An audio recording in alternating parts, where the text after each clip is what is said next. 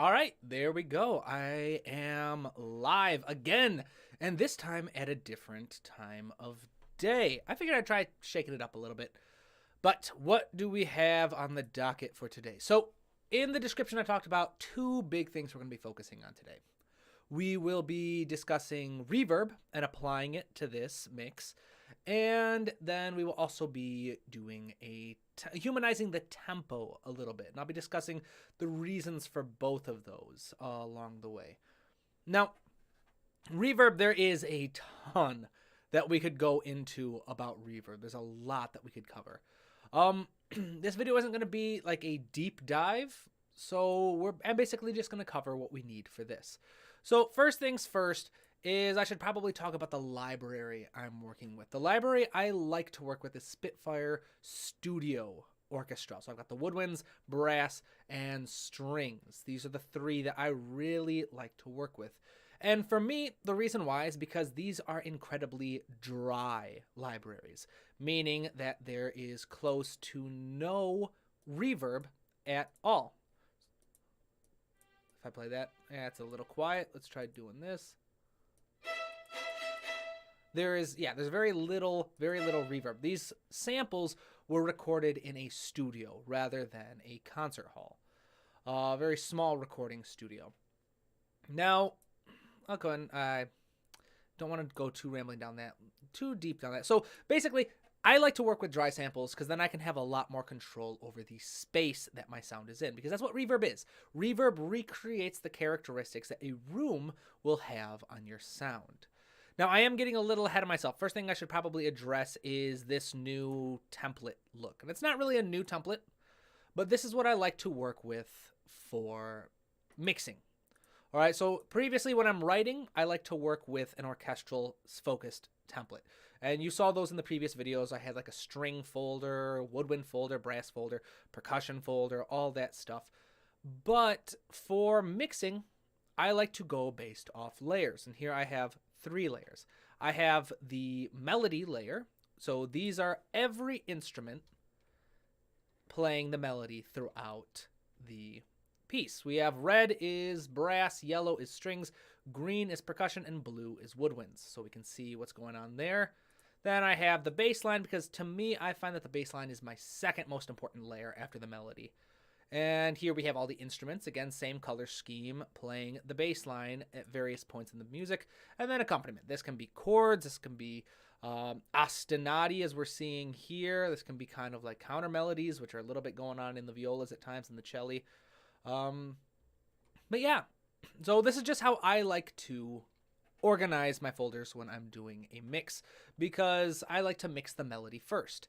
Then I like to mix the bass line, and then once I have the proper mixes and balances between those two, then I feel a lot more confident in getting the accompaniment. But let's very quickly listen to our sketch so far, listen to our working product, and then we can dive in.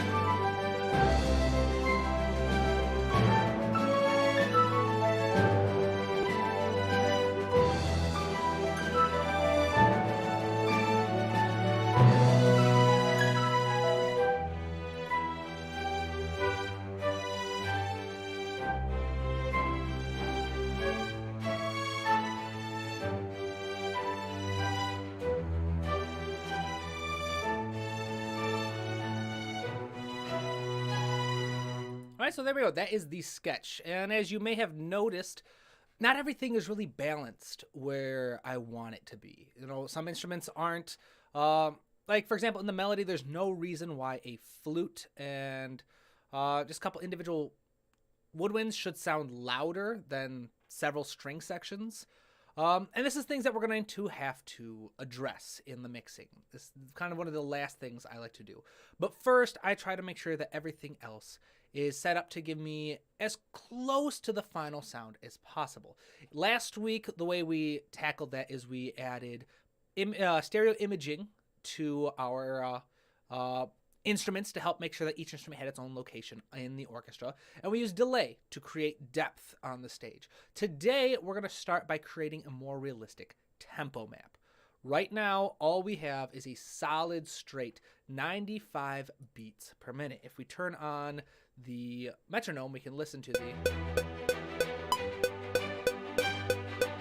So there we have it. It's counting all of the eighth notes. But when you listen to an actual recording of anything live or even just recorded in the studio, it's pretty much physically impossible for human beings to create a constant and perfect tempo. Unless you're working with a click track, in which case it's going to be closer, but it's still going to be there's going to be imperfections, and that's fine. That's exactly what makes the music sound realistic. It's actually exactly what makes it sound human. So I'm going to show you a trick that we can do here in Cubase Pro that will help us tackle this a little bit. First, let's start with our 7/8 time. All right, so what we're going to do is I'm going to need to create another MIDI track. I like to do a snare drum or something. Or, let's see, individual instruments. Maybe we'll do claves or something. Just something with a short attack, a nice percussive instrument. You can also use a synth, so if you've got massive or something like that. Or, it really doesn't matter what you go with. You just need something to help you keep the time on your keyboard. So there we go, we've got that. Now, all we are going to do is we are going to record. I like to do a downbeat on every single measure. So what we're going to do is we're going to listen to these first two sections again, including the intro, section 1, section 2. We're going to listen to each of these, and as we go, I am going to try and hit the downbeat with my keyboard with this little clave.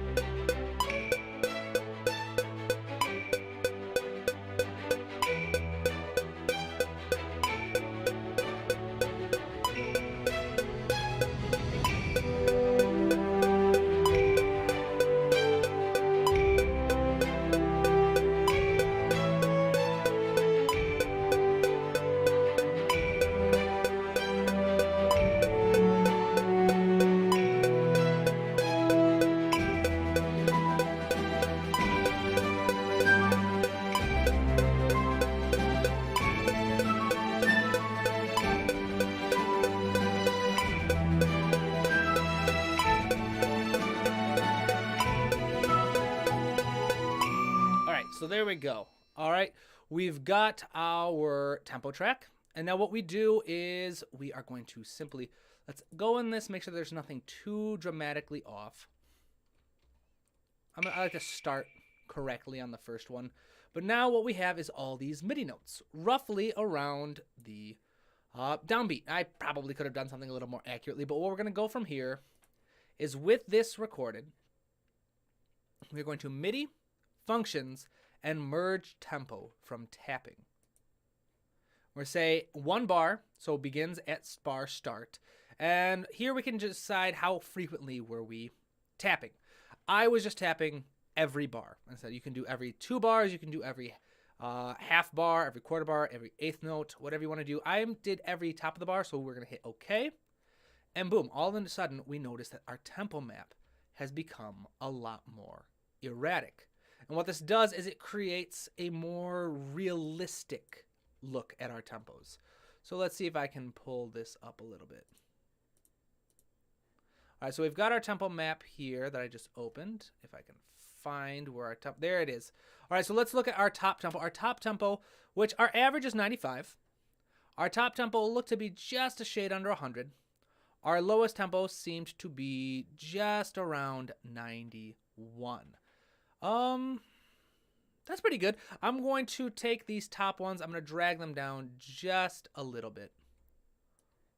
Let's see here. If I can bring these down. There we go. I'm going to bring them down to around 98. I'm going to get rid of some of these more dramatic ones going down. Going to lift that up. And what we end up with is an amalgamation of kind of like an approximate tempo. And what you would want to do is you'd want to go through your entire piece and do this. You want to go through the entire piece, hit these 1 bar markers.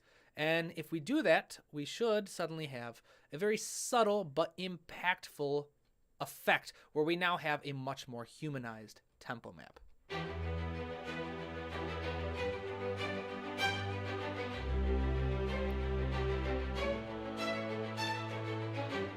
So like I said, it's a very subtle effect, but a lot of the game in mixing and kind of this boring after composing part is all about making subtle effects, because the subtlety is what's going to make your music seem realistic.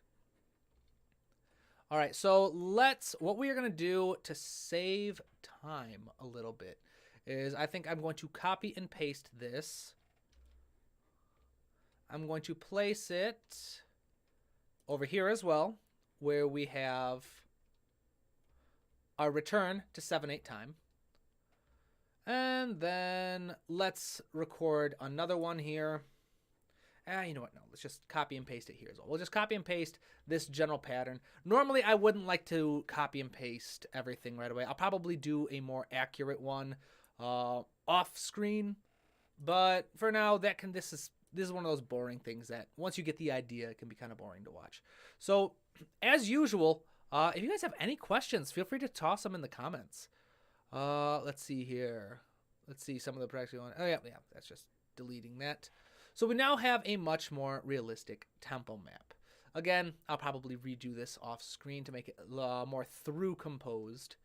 But our next step is to actually start adding reverb to our mix. Now, there are a lot of different approaches that different people will take to reverb. Depends on what your goals are, but I should probably start by explaining the theory behind reverb in the first place. Now, when you are in a room and you are listening to a sound, let's say you're in a concert hall, all right, and you are listening to an orchestra perform, all right, you've got your favorite concert going on, you love it, all right, the source of the sound is whoever is on that stage, whether it's an orchestra, whether it's a band, a singer, what have you. That source is the sound is generated by that source and it enters the room. All right, there are now going to be 3 different times that you, the listener, are going to be hit by that sound. The first time is when the sound comes directly and hits you. This is called direct sound. This is the initial sound that we already have here. Step 2 is going to be all the sound that missed you. All right, the sound waves that missed you, they didn't hit you. And they bounce off maybe a wall, maybe off the ceiling. They bounce off 1 or 2 surfaces, and then they find their way to you. These are the initial reflections. This is the reverb, all right? This is the sound that hits just a couple milliseconds after the direct sound. And because it has hit off a couple different surfaces, it's lost a little bit of its energy. It's going to sound a little different. And the third and final step is all the sound that bounced off the walls, bounced off the ceiling, bounced all over the place, bounced off itself, and then eventually found its way to you. At this point, it has become so twisted, so mushed by crashing into so many things that it just kind of sounds like a wash, kind of a wave of sound. Now, reverb has to deal with addressing those second 2 steps. We have the initial refractions. All right, so we have, well, first, let's see. I think I actually prepared something here. All right, so we've got a couple different things. We've got the stage, we've got the listener, we've got the back wall. Let's talk about a couple different aspects that you need to manipulate in your reverb to help create a sound similar to a room. we're going to have pre-delay. And pre-delay is that step 2. All right? Sound that bounces off 1 or 2 surfaces before hitting you. All right? And the idea behind pre-delay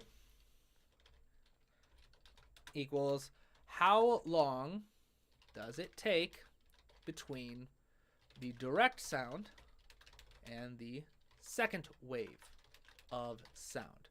All right, so the idea here is that the closer you are to the source, the longer the pre-delay. All right, so let's say we have the stage right here. The direct sound hits you. All right, it travels. The timer does not start until it hits you. Then it starts. The sound keeps traveling. It hits the back wall, bounces back, and then hits you. The time between the initial sound hitting you and the second wave bouncing off the wall and then making its way back to you, that is the pre-delay. So, hey, Matt, welcome to the stream. Awesome. Yes, as usual, if you have any questions, please feel free to shout them out. I'd be more than happy to. I like to interact with everybody while I'm doing these. So pre-delay, I could get behind this theory behind this. I'd just say general rule to mimic a concert hall. The pre-delay equals 20 to 30 milliseconds. All right, so if you're working with pre-delay, you want to work with between 20 and 30 milliseconds if you're trying to mimic a concert hall, which is what we are going to be trying to do. All right, the next thing, after we've established our pre-delay, the next step that we need to do is address our reverb time. Now, reverb time has to do with that third step of sound. The sound that's bounced off all kinds of different surfaces, it's bounced off itself and kind of hits you with that wave wash of time. The reverb time is how long does that last? How long can you hear that? The idea is the bigger the room, the more time it's going to take for all that sound to eventually nullify itself. And so the bigger the room, the longer the reverb time. Now, again, if you are trying to mimic a concert hall, a general rule would be, let's see, rule for concert halls equals anywhere from, I'd say 1.5 seconds to 3 seconds. All right, so around this time. All right, so again, if you're using reverb to try and mimic a concert hall, we have 2 settings so far. We have the pre-delay, which is anywhere from 20 to 30 milliseconds. We have the reverb time, which is anywhere from 1.5 to 3 seconds. And you can play around, unless you're trying to mimic a very specific room, which kind of gets a bit more advanced. You can just play around with these settings, figure out what you're trying to go for. All right, now we've only got a couple more things. Let's go over upper frequency. So upper frequencies is kind of like EQing. Again, if you're trying to mimic a concert hall, this one gets a little trickier. All right. Again, it depends on what kind of room you're trying to go with. So really, I'd recommend just a little bit of experimentation. But I will share a bit of the theory behind upper frequencies. All right. So really, pre-delay, as I mentioned, its purpose is to tell you how far away are you from the source of the sound, or how close are you to it. Reverb time tells you how big is the room that you're in. Upper frequencies is about describing what else is in the room. All right, so if you are in a room with lots of marble or hard surface like wooden chairs, or just lots of hard surface, not a lot of curtains or anything, not a lot of people, you're going to have a lot more upper frequencies because upper frequencies will bounce off harder surfaces. If you are working in a room with a lot more plush surfaces, maybe you've got cushions on the chairs, maybe you've got curtains hanging everywhere, there's a thick carpet on the floor, these soft surfaces tend to catch upper frequencies. Instead of bouncing off, they kind of get absorbed into them. So depending on what kind of room you want, it's a room with lots of hard surfaces, e.g. marble, wood, tile, etc., will have plenty of upper frequencies.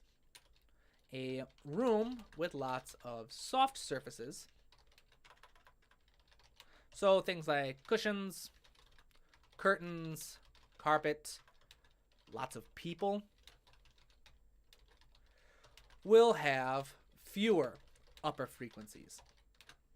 All right, so this is the kind of thing where it's kind of mimicking the room that you're trying to create. So now we've discussed the 3 different kind of parameters we want to manipulate. Again, eventually I'll probably do a dedicated video where I've thought this out a little bit more on how I want to teach it instead of just rambling kind of live. But so let's start to actually apply it, and I'll show you my strategy for applying reverb. Now, again, if you guys have any questions, any comments, suggestions, theories, please feel free to share them in the comment section. I'm always more than happy to chat. You guys are being a little quieter today than usual, but I suppose that is probably because I changed my stream time. Let's see here. Let's see. I want to add effect channels. So I like to work with send effects. So I'm going to create 2 channels. I'm going to make sure that they are stereo. And I'm going to add my reverb plugin, which I like to use Valhalla Room. All right. So now I have Valhalla Room set up. I have 2 send channels, which means basically a send channel different from an insert channel. An insert effect I would have to apply to each individual track. I'd have to go to flute 1 and say, all right, what is your reverb? Flute 2, what is your reverb? Flute 3, what is your reverb? Etc., etc., etc. If I'm working with a send effect, instead I can say, all right, all the woodwinds in the orchestra are kind of seated in the same general area. They're kind of like the middle rows of the orchestra. So I can create one reverb for them.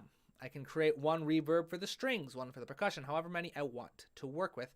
And I can just send each track a certain percent of its sound through these reverb plugins that I've set up. So let's start with Valhalla Room 1. We will say I like to do 2 different reverbs. I will say reverb downstage. So the instruments at the front of the stage, the instruments closest to the conductor. That's typically it's going to be stringed instruments in my arrangements. And then the second one is going to be reverb upstage. All right, so the instruments further away from the conductor. All right, now, didn't mean to do that. All right, so when we're creating this reverb, what's the difference between downstage and upstage? Well, the biggest one is going to go back to that pre-delay. Let me pull up my notes. So remember, pre-delay has to do with how close you are to the source of the sound. Because remember, pre-delay has to do with how much difference is there between the very first wave of sound to hit you, and once that wave of sound hits you, the timer starts. And then once the second wave of sound, the sound that bounces off 1 or 2 surfaces and then hits you, when that hits you, that difference between the 2 times is the pre-delay. Now, if you are closer to the source of the sound, then it takes a lot less time for that direct sound to hit you. All right, so the timer starts sooner.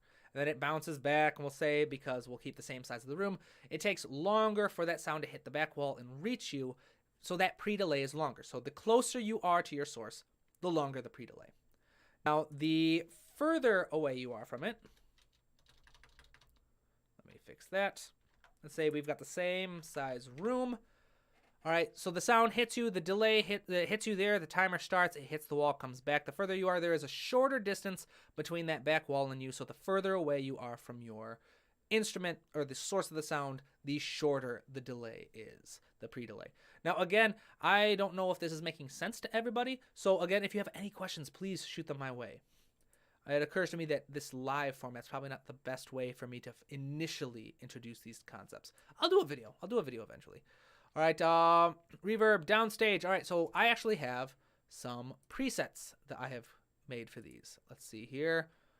So this was downstage, so front stage. Ah, that's right. Let's do a third one. I like to do mid stage anyways. I've got the presets for that. So what this one is, front stage symphony hall. This is a very carefully set up preset that I have based off an article that actually the makers of Valhalla Room did, to try and mimic the sound, the physical space of the Boston Symphony Orchestra's hall. I've been to that hall. I've listened to concerts. Oh, it's incredible sound. So I try to mimic that with my reverb. So I've got downstage. I'm going to set up my upstage, which I have a preset for, which is the backstage. I didn't do backstage by accident for this one, did I? No, I did front. All right, and then that's right. I'm going to do one more. I wasn't sure how many I was going to set up for this, but if I've got 3 presets, I can do it. It's been a while since I've used these presets. Let's see. Add effects channel. I'll add Valhalla. And then I will call this Reverb. Why is it not working? There we go. Reverb mid stage. All right, so then let's just put our reverb mid stage here. There we are. So now we have our reverb set up. Any more Final Fantasy videos coming up? Oh, thanks. Good question. That depends on the patrons. So the Learn by Listening, I have scheduled I've got a tentative schedule for the next 2 months. This week I've actually been kind of rehashing my approach to YouTube.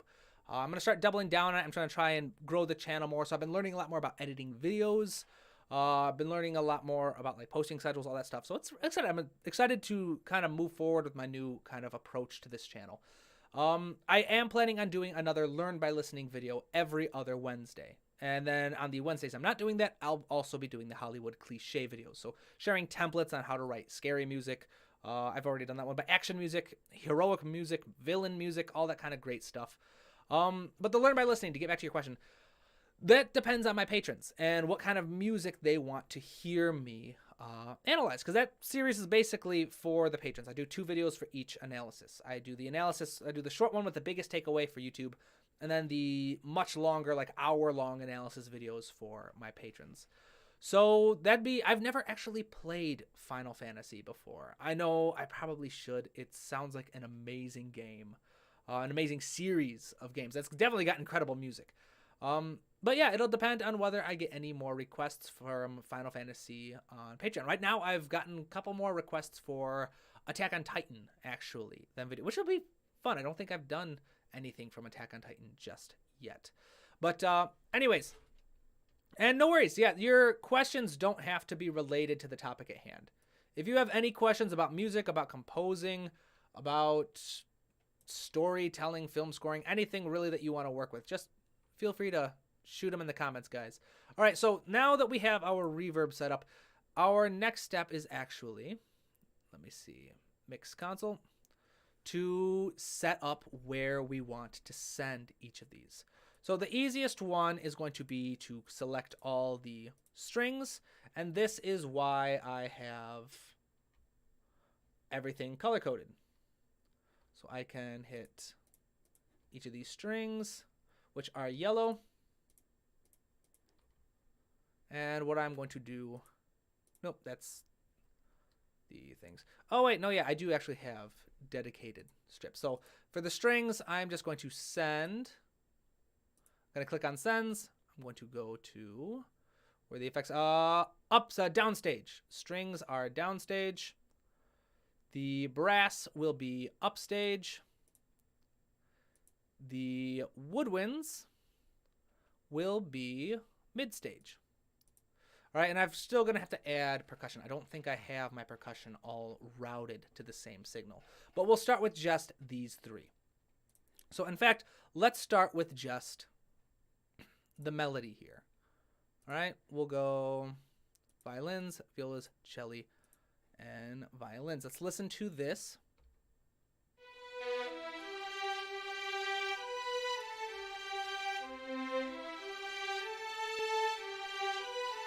All right, so that's the sound without any actual reverb. Now we need to activate the reverb.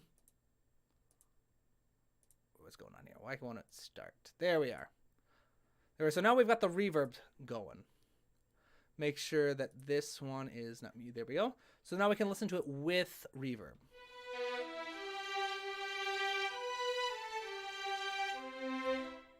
Right, you can hear it took a little longer to die out. No, I was wondering why it wasn't sounding like it was doing. There we go. I turned on the woodwinds by accident. Now we should hear the reverb.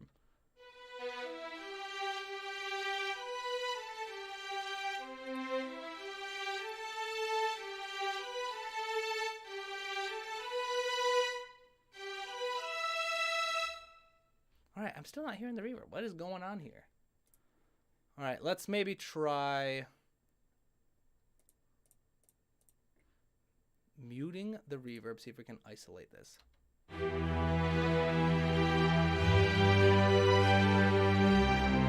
There we go. The reverb itself was muted. That is my fault. All right, there we go. So now we've got a much, much stronger sound. Now the trick is to actually try to figure out how much reverb we actually want at this point. Let's see if we can isolate just the violins. No, we've only got the reverb here. I'm sorry, I've got to solidify my approach. This is a new approach to reverb for me. I've only been doing this for about a month. So I probably should have taught my old way, but I was excited about sharing the new things I've learned. Anywho, so yeah, we'll kind of work with this together. First, we've got to find out, basically the idea of a send effect is we have a completely different channel now that all of the reverb sound is going to. This channel, this effects channel, is going to be, like, basically we have to decide how loud do we want it to be. I find that typically starting around -10 works really well for me. So let's see how this goes.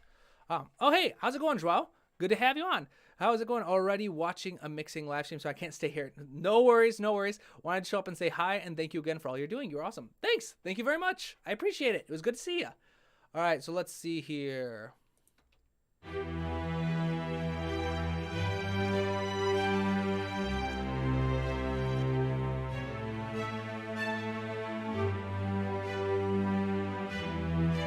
All right, so now what we're listening to is just strictly the reverb.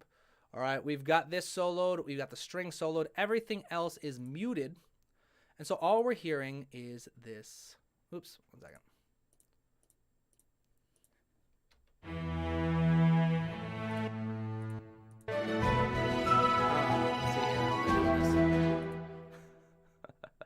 All right, so I'm getting a little finicky here, a little bit. Why is it? Oh my goodness. All right, so yeah, technology. Anywho, so it's about trying to find that balance between each of them. So I was hoping to do some live examples for you guys, but Cubase is not cooperating today for some reason. So I'm just going to show you the settings that I was planning to do in the first place. So we've got our send effects. We've got all the woodwinds sent. Actually, this is why I think none of these are actually sent. That's why. All right, I found it. When I changed the template, I forgot to connect everything. All right, so each of these, no, they're all connected up there. My bad. All right, man, this is just kind of a cluster of a video. Let's see, so I'm just going to continue. We're going to turn on our reverb. We are going to set everything to about -10.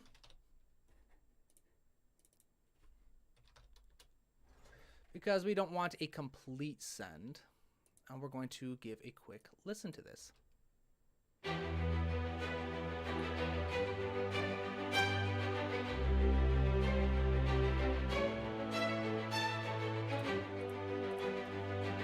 So if I turn off the reverb, we can notice a subtle impact already.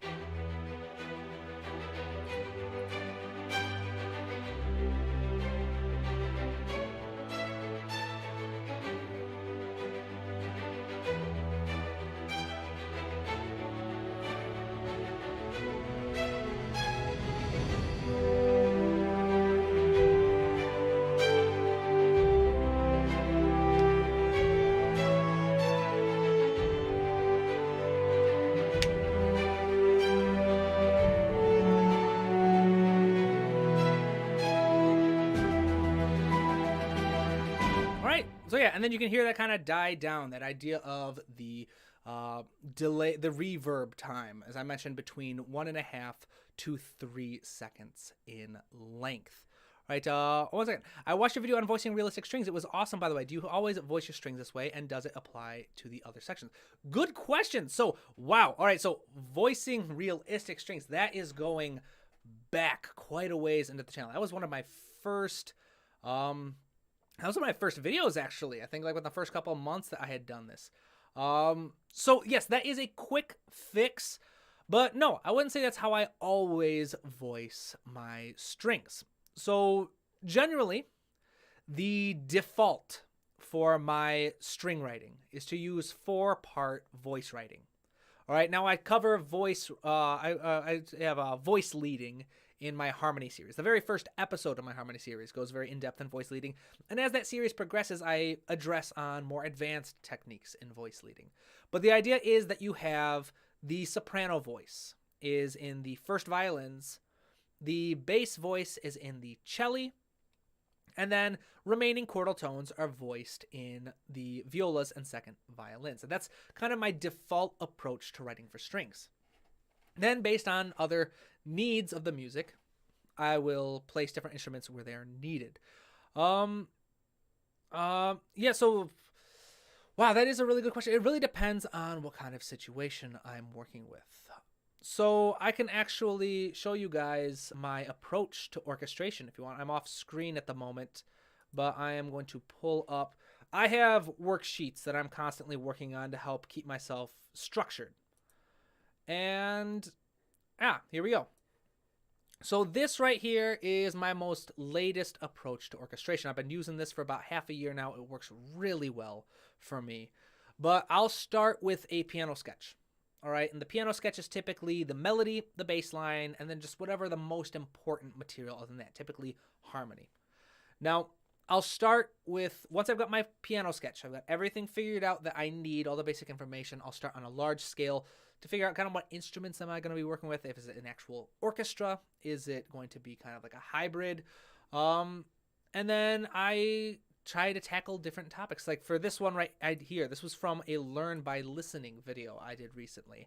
It was the very first Learn by Listening video I ever did, actually, which was by Hollow Knight. And the idea of when you're orchestrating to approach it with a few core tone colors that are kind of steady and reliable as the core identity of your piece that you're working with.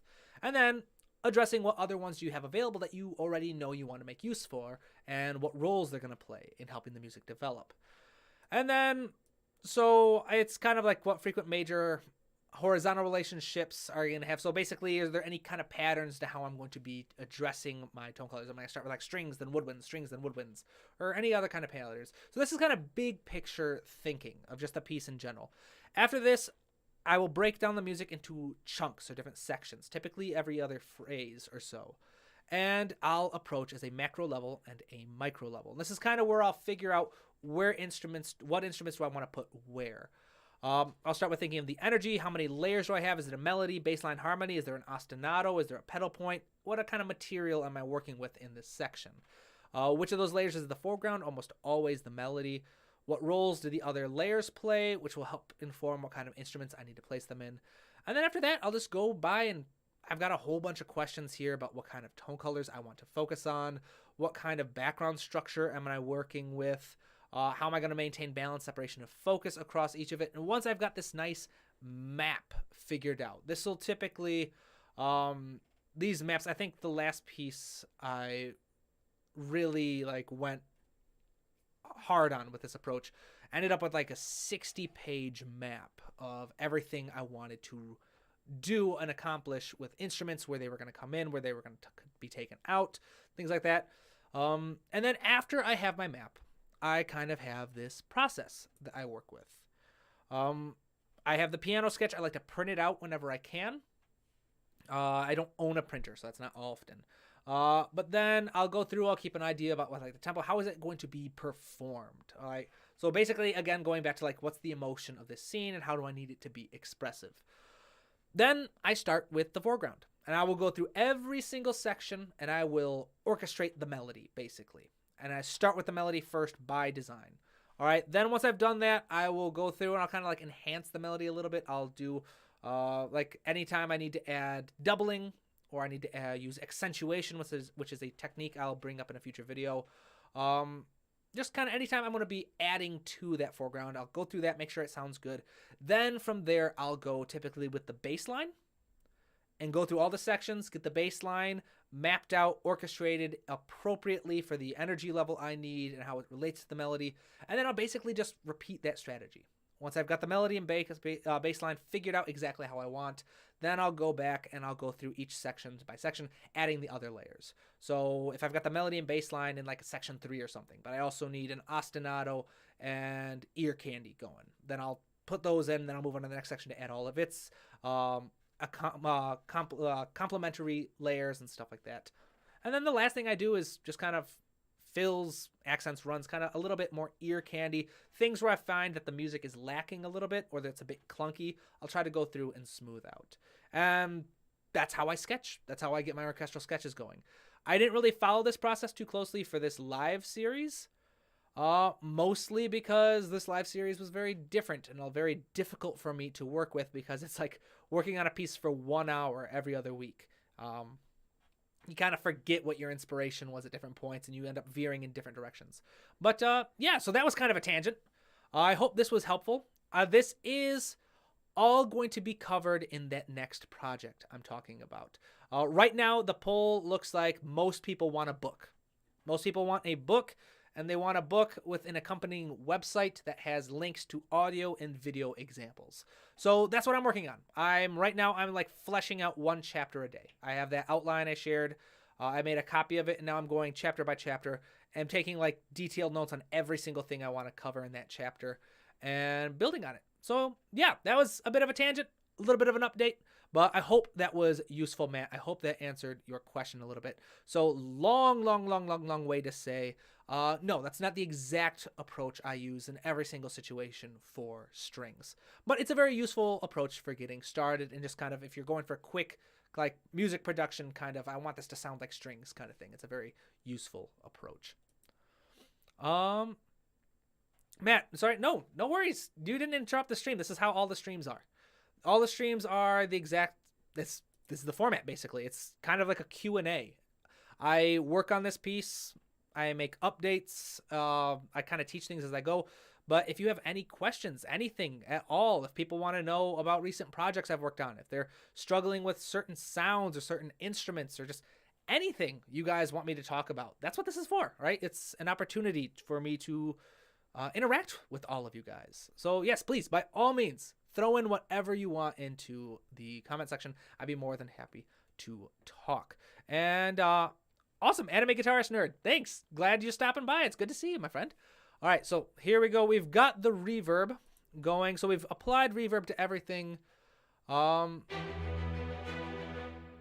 we hear that reverb die out. We've got it. It creates a much more realistic sound if we were to mute it. You know, so it was a much quicker, a lot more crisper, a lot like a smaller sound almost. And it becomes more dramatic if you listen to the whole thing in comparison. I'm not going to make you guys sit through the whole piece just yet. Yeah, I think that's pretty much everything I planned on covering in this video, actually. We created a much more realistic tempo map. I showed how to do that, how to actually conduct your music and make it fit to make it sound more human. I in a very disorganized way show you guys my approach to reverb. I'm definitely gonna have to do a separate video for mixing. Mixing is one of those topics in orchestration that I've really only started to dig into at a deep level in the last 4 or 5 months or so. So I'm not as solid teaching mixing on the fly as I am with things like orchestration or writing melodies, harmony, things like that. I'll get to that point eventually. Eventually I'll be able to feel a lot more confident about this stuff. But yeah, I'm sharing with my process with you guys at this point. There's not really much else for me to share. Oh yeah, I'll talk about my next steps. So this actually ties in nicely to that orchestration strategy I was just showing you guys. But my next step is I am going to go section by section, starting with the melody. So we'll start here. And basically this is where I'm going to start doing the quote unquote mixing. All right, this is where I'm going to start balancing. We got just the melody going. All right, why? I swear, Cubase is acting up today. Why is this not? There we go.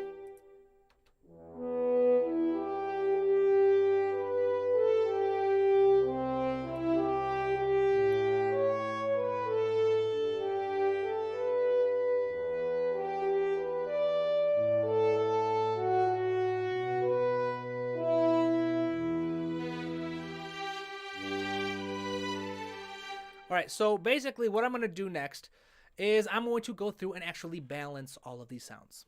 All right, starting with this horn solo. I'm going to spend a lot of time making sure that the volume, the expression, the dynamics of this horn solo are exactly where I want them to be. And then from there, keeping that horn solo in mind, I'm going to go through and adapt the volume and expression of these violins, violins 1 and violins 2. And I'm going to make sure I'm going to think, all right, so what would it sound like to have, what is that, 28 violins playing the same line that a solo horn was just playing? All right, what kind of contrast would that be? Obviously, the strings are going to need to sound a little bit louder, a little bit fuller than that solo horn did. So I'm going to manipulate the dynamics. I've showed my strategies for that in a previous video using expression, modulation, and just channel volume to try and manipulate all of this. But basically, that's what I'm going to do. I'm going to go through and try to make sure that the dynamics, the loudness, the balance between each instrument playing the melody throughout this piece sounds realistic. And this is a very painstaking, very slow process. So I'm not going to show the entire thing on YouTube, of course, because that's also a topic that I can't really stop and chat while I'm doing, because I have to be paying very, very close attention to the volume, make sure that it all sounds exactly how I want. But the general idea is once I have these volumes and these dynamics figured out exactly how I want for the melody, like my orchestration process that I was just discussing, I'm going to go back, I'm going to listen to each section again, but this time I'm going to add the bass line. And now I'm going to be thinking, all right, how does... Let's see, we've got the basses and the tuba are playing with this horn.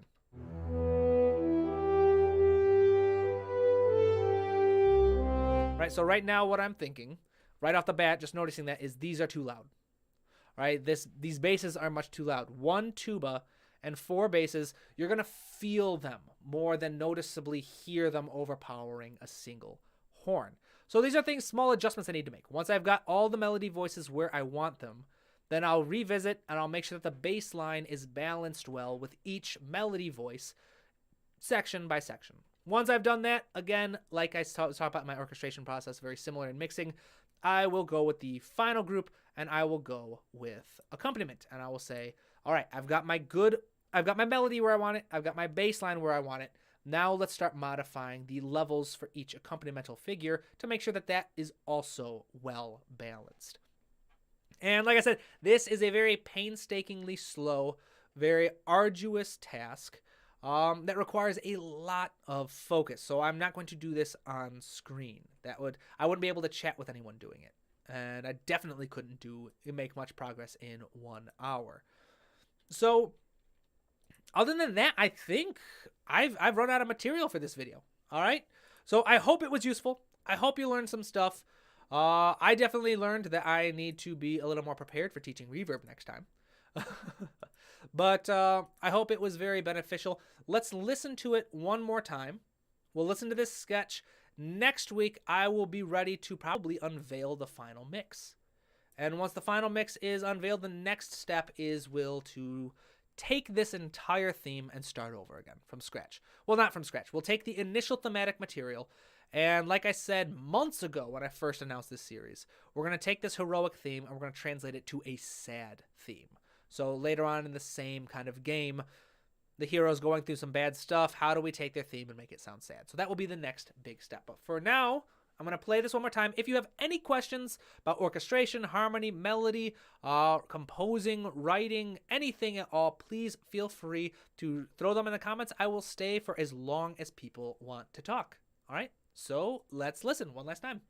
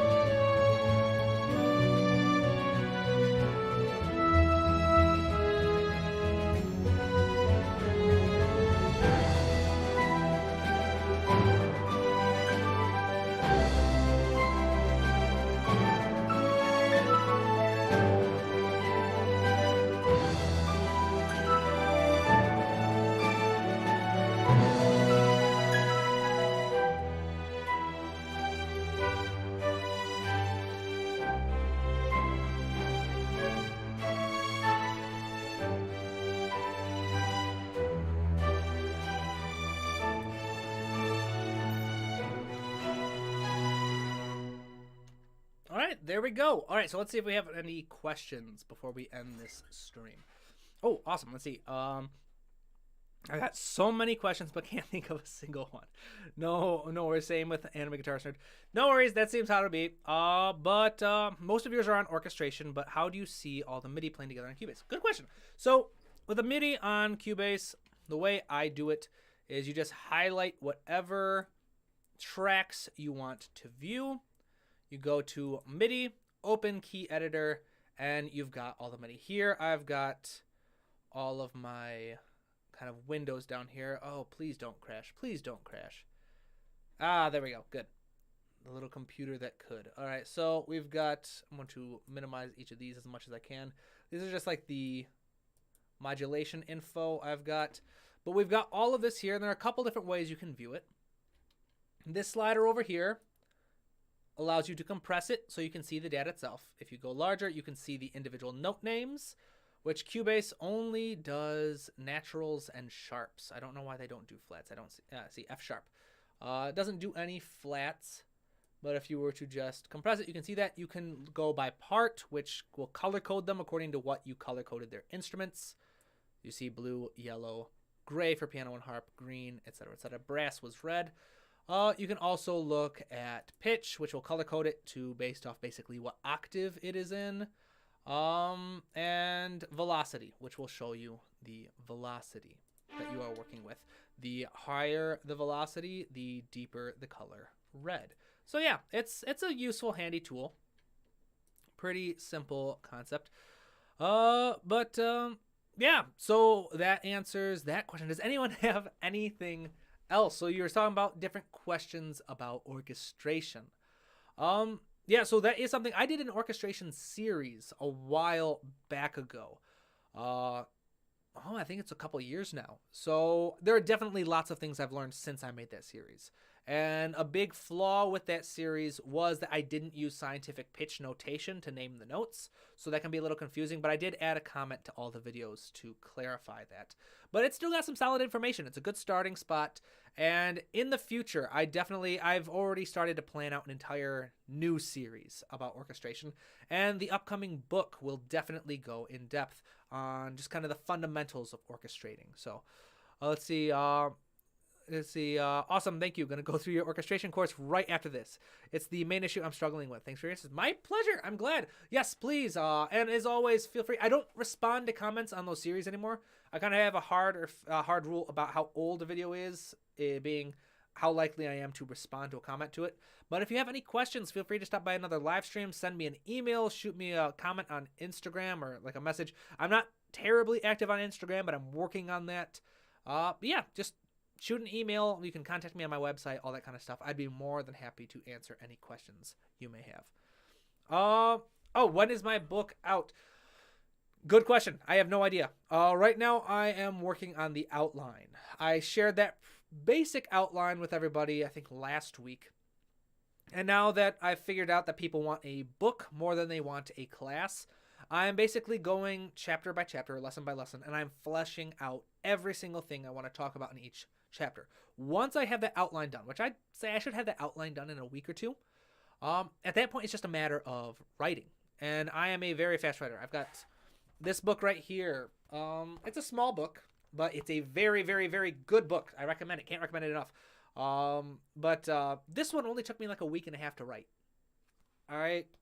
I've gotten some great feedback on it. It's like a 100-page book. Only took me like a week and a half to write. I'm a very fast writer. I like to sit down and just crank out a bunch of stuff. So I'd say this upcoming book, maximum I could see it taking me would be about 2 months to write. Then after that, it's a matter of whether or not I can afford to get it edited. I'm playing with the idea of doing a Kickstarter to be able to afford to pay for editing and pay for publishing. Try to get it on Amazon and stuff so that people abroad can also get hard copies. But we'll see if there's interest in that or not. So yeah, I would say at the very latest, within the year, hopefully, within 5 months, would be a great goal to try and have it. Like I said, I'm a fast writer. So yeah, let's see here. Let's see, when's your book out? Thanks, mate. Sorry to hound you. Thank you for your time. Your Julie series. Awesome. Thank you. No worries. And no, it's no hounding. Like I said, that's why I do these live streams. Is I like to chat with people. I like to see what everybody's up to, what their ambitions are, what they're working on, stuff like that. So yeah, no problem. I've only got a couple more minutes left. If anyone else has any questions about anything at all, please, again, feel free to shoot them in the comments. Speak now or forever hold your peace, or at least wait until next week, or just send me an email or something. I don't know. I'm pretty easygoing. You can reach out. I won't always promise. I can't promise I'll always respond immediately, but I will respond as soon as I can. All right. So I think with that. Oh, and I'm glad you liked the Ghibli series. That one. The Ghibli series holds a very special place in my heart. The very first Ghibli video I ever did was the very first video I ever did for this channel. I get a lot of hate for that video, so I kind of stopped looking at it. But my newer series, that was a passion project of mine. And so yeah, I'm glad you like it. Not a lot of people have found it, but I'm very, very proud of the work I did with that series.